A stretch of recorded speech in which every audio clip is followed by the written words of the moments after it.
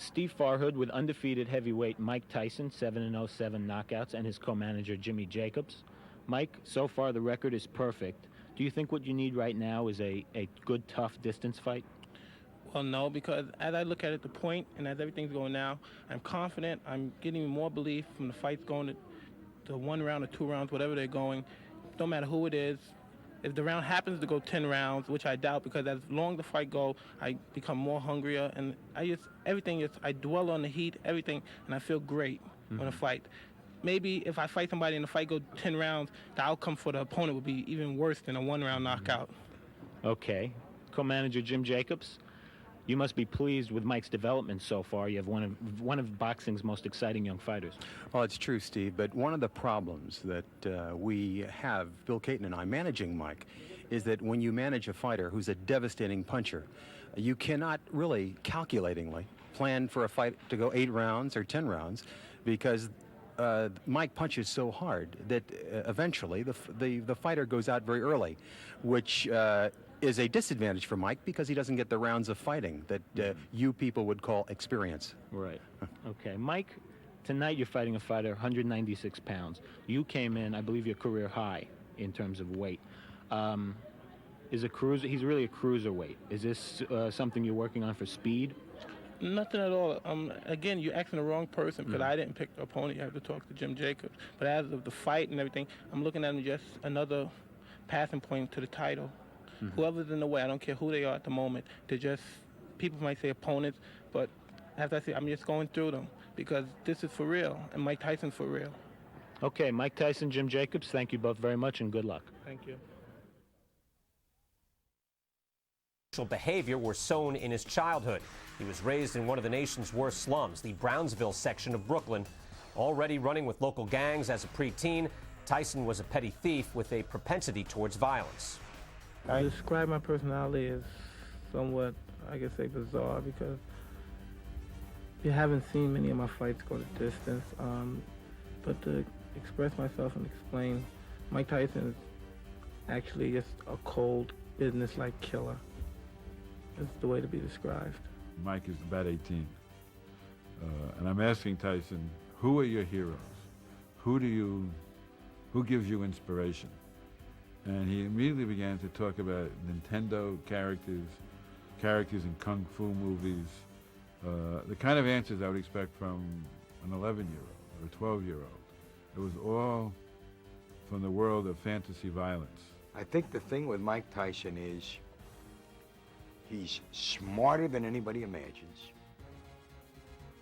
His mood swings, obviously, are no secret.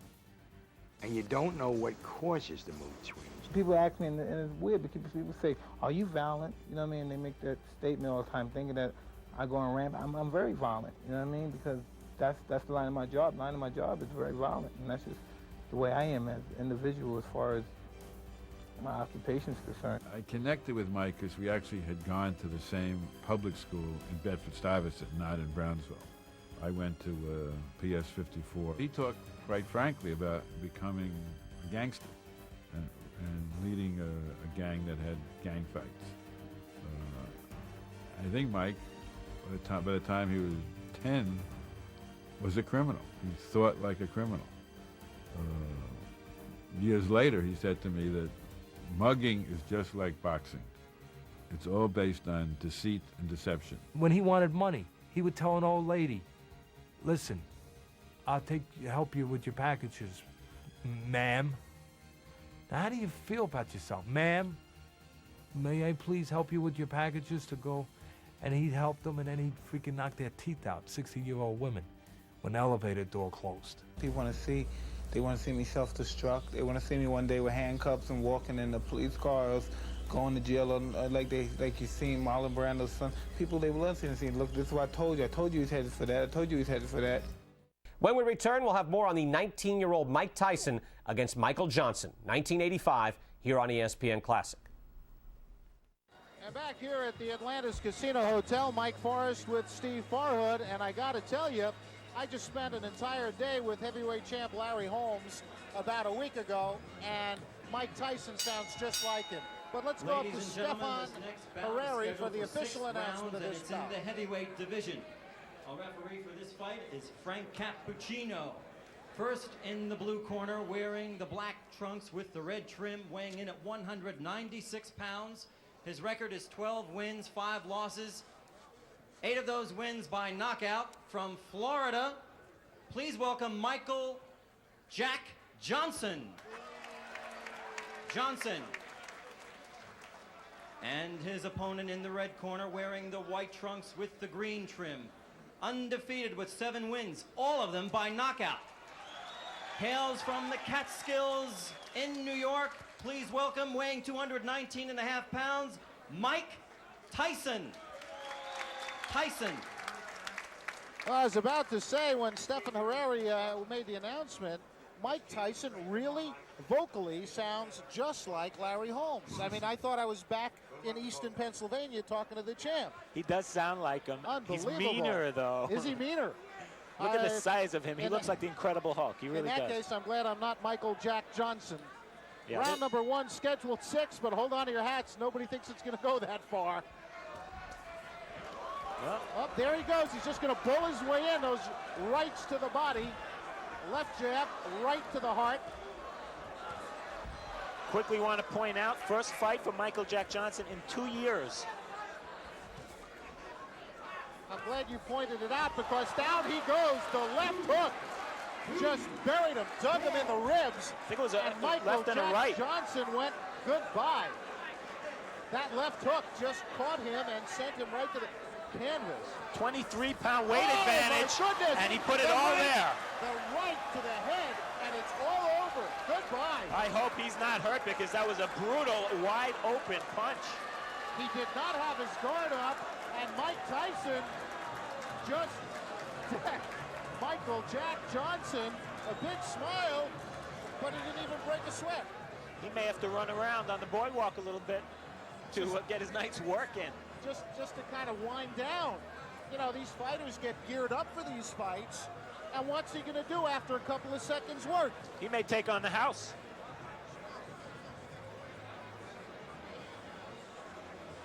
It was a right hand. It was a right hand right there. No, we didn't see it yet. I'm sorry. Here it comes. There's the left There's hook. the hook to the body. And he missed the with right. the right. Yeah. It was just the left hook, and he has so much power in that left.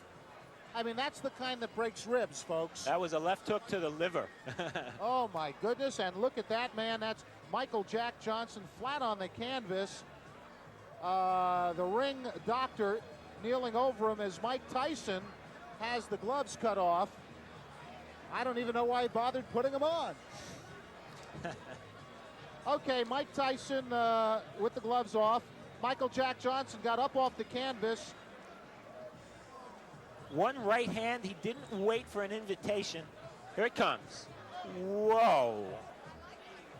I'll tell you, Michael Jack Johnson earned his money the hard way tonight. Well, there's not much to say about that knockout except to watch it. I think, as a matter of fact, that was such a fantastic finish. By the way, there's Michael Jack Johnson getting up, and I think my friend Steve Farhood is going to get up into the ring, and we're going to have him talk to Mike Tyson as soon as he can get in there. Look at Michael Jack Johnson. He's still hurting. That jaw might be broken. That jaw may very well be broken.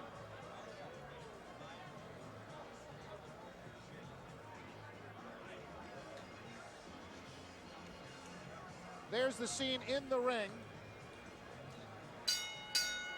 Ladies and gentlemen, referee Frank Cappuccino stops this bout. Actually, it wasn't stopped. It's by knockout at 39 seconds of the first round. The winner, and still undefeated, with 8 knockouts, 8 wins, from the Catskills, New York, Mike Tyson. Unbelievable. Tyson. Another nice round of applause, please, for Michael Jack Johnson. And there's your winner. All by knockouts, all 8 victories. You heard it, 39 seconds of round number 1. The man, in the truest sense, is an animal, but we say that in a positive way as it refers to almost any athlete.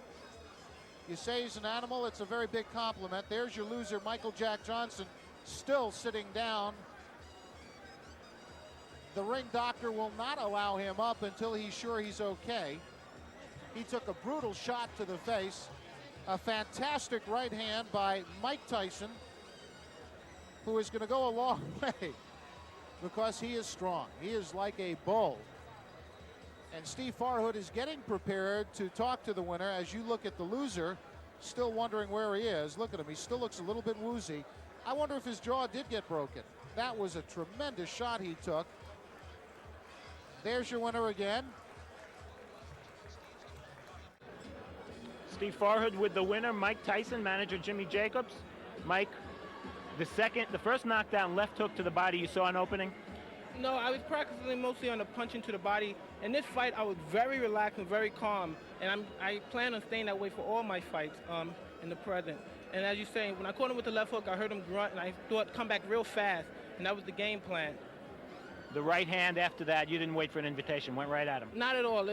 It's my style. You make your own opening. You time things. Everything was set up. When he went down the first time, I knew what was going to hit him, and that's how he planned. To be a pro fighter, I'm the master of the pinpoint. My shots are so accurate and so precise, not to be egotistic, but when they land, they're so precise, I just can't help it who you are. You have to go down because there's a law when Mike Tyson hits you. Any heavyweight was going to go down from that right hand the way you hit him. I believe so also. And I'd like to thank my manager right here, Jim Jacob, for giving me the opportunity to fight with Jeff Levine. Okay, let's bring Jim in here. Jim, Hi, Steve. is he going to knock out everybody?